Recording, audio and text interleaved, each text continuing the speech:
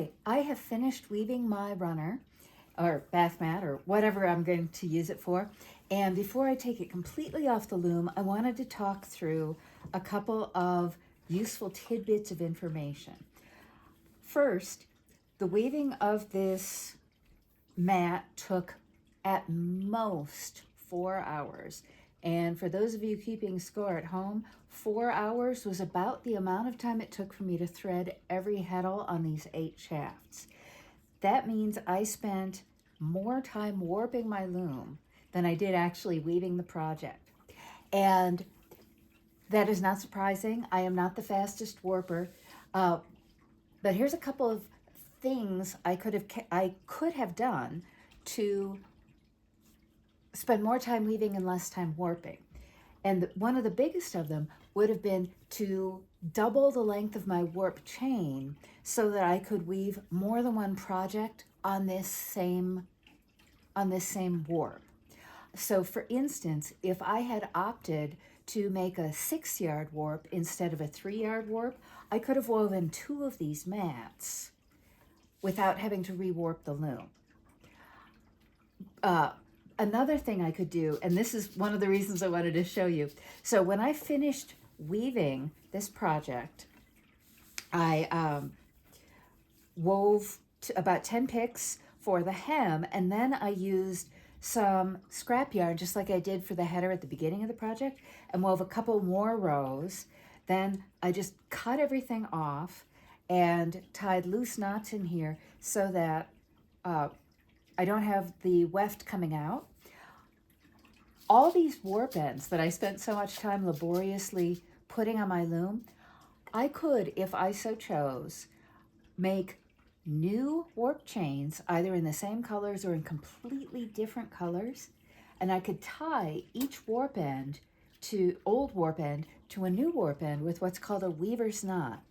Then I could carefully at first run the knots through the reed and then through the heddles on the shafts, beam the warp, and tie on at the front.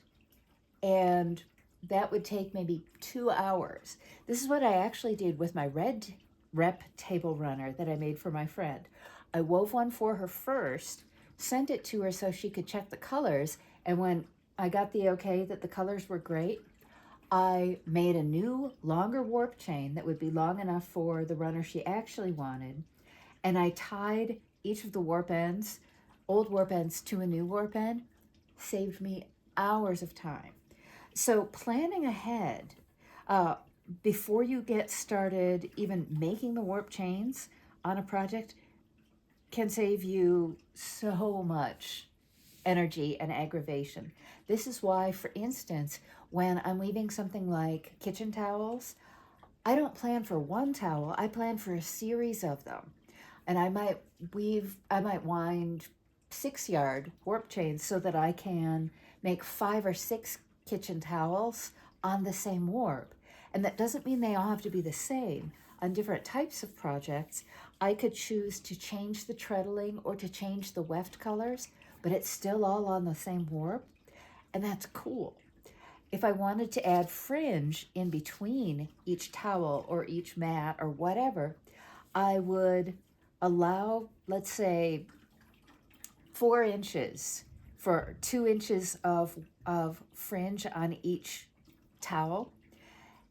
And when I finished weaving one towel, I would cut a piece of cardboard that's, let's say, 4 inches wide and longer than my warp is wide, and I would just insert it into the warp. I would raise half the shafts, stick the cardboard in there, and then I'd start weaving again, and that would give me something firm to beat against as I started a new towel. So that is one of the many ways that you can, with just a little bit of careful planning, you can spend more time weaving than warping, which is much more efficient. The next thing I want to do, now that I've taken now that I've cut the back end, so to speak, of this project off, is I want to show you how I'm going to cut off the front end, or take off the front end. So I could cut this off, but it's honestly almost more fun, which is actually really fun. It's a cool feeling. The warp's still under a little bit of tension, and you just zip across with your scissors, and you go, wow, this is what it looks like when it's done. But on the part where I tied onto the apron bar, where I started, I'm just going to undo each set of knots, take it off the apron bar, and this would actually be easier if I had started at one selvage rather than the other. And then I'm just going to loosely knot it. The reason I'm loosely knotting is if I really worked at it, I could, unfortunately, undo an awful lot of this hand weaving, and I don't want that to happen.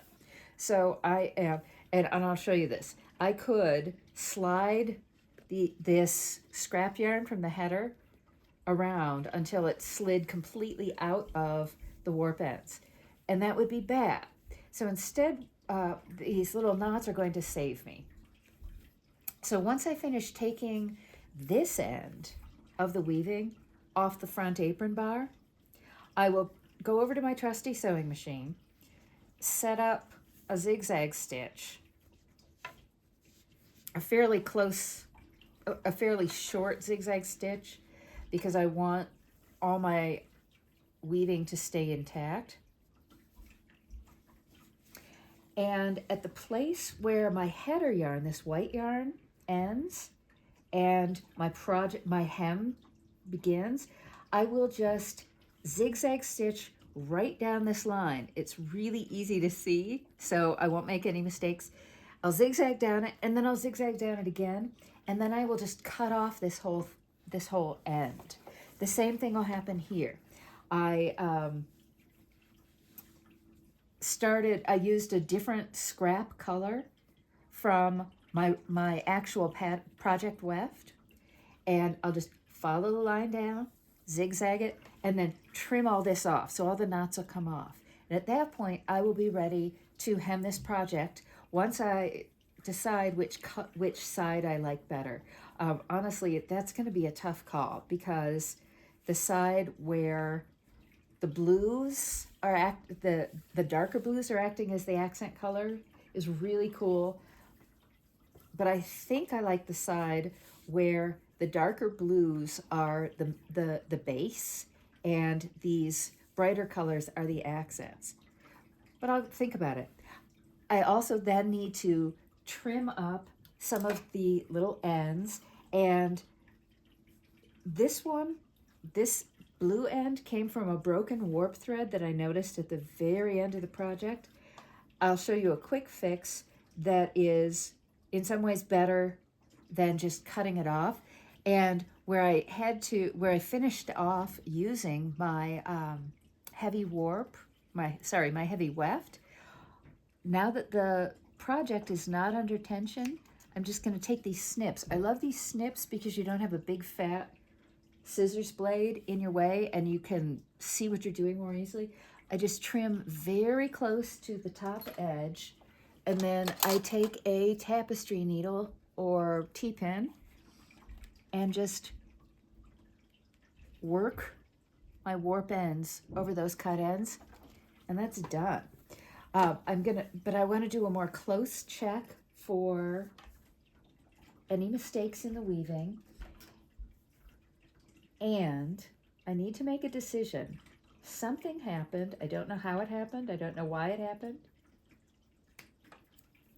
With this one blue warp end, it might be that it was just loose all the way down the weaving, and this is why I've got these funky loop ends going on. But I think it's more likely that I just wasn't consistently catching the end. And whenever I didn't catch the end, I've got a loop. Fortunately, the easiest fix of all is likely to be, and you're going to gasp, but it's going to work. I tell you, it's going to work.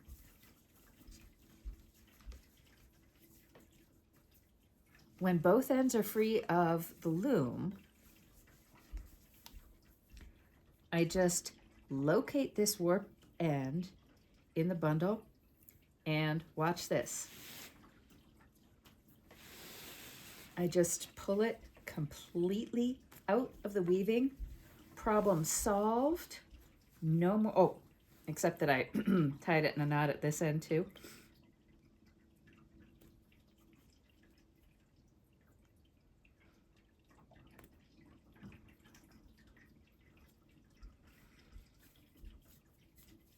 There we go. Okay. So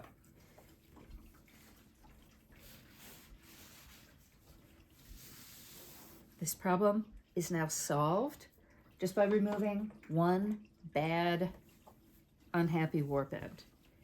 You can barely tell that there was a problem. And another step I need to do before I consider this project fully finished, and I'm actually going to do this after I hem it, is just put it to soak in a lukewarm bath, actually maybe even a hot bath. Rep doesn't shrink the way other weaves do. It just doesn't, especially if you weave it with cotton yarn. So, but I don't want to put it in the washing machine because that can mess things up. So I will just give it a hot soak, and then I will give it all a very good hot steam press with my steam iron, and that's it. Project done.